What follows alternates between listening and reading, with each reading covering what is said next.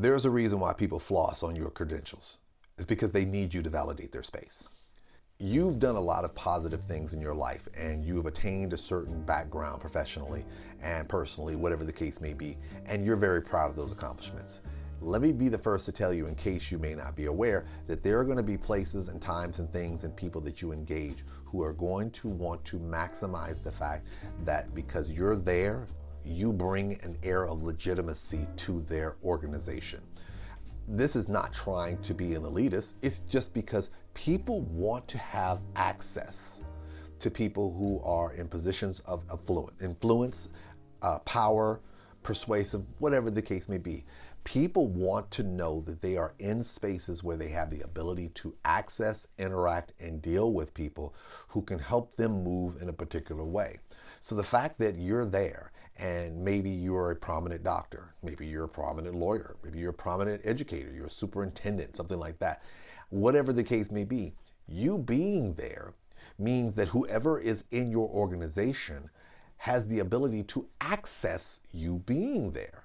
Now, don't get me wrong, you're under no obligation to have to bend over backwards to make yourself available to people if they're utilizing your credentials in such a way.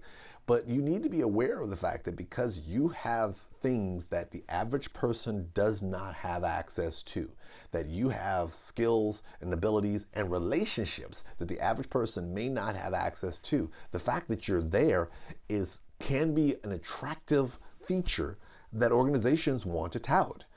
How many of us have joined organizations solely based on this premise that we believe it would give us the ability to access a specific demographic of people that we want to get access to?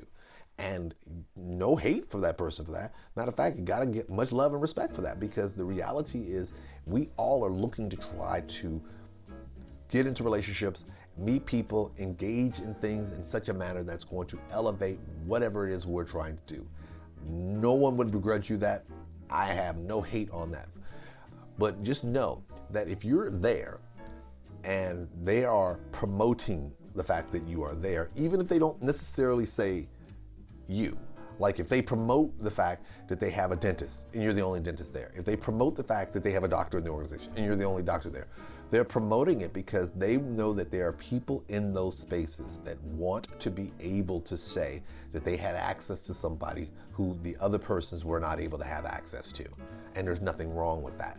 You just need to be okay with that if you find yourself in a situation where it's your credentials that they're utilizing and this your credentials that they're promoting.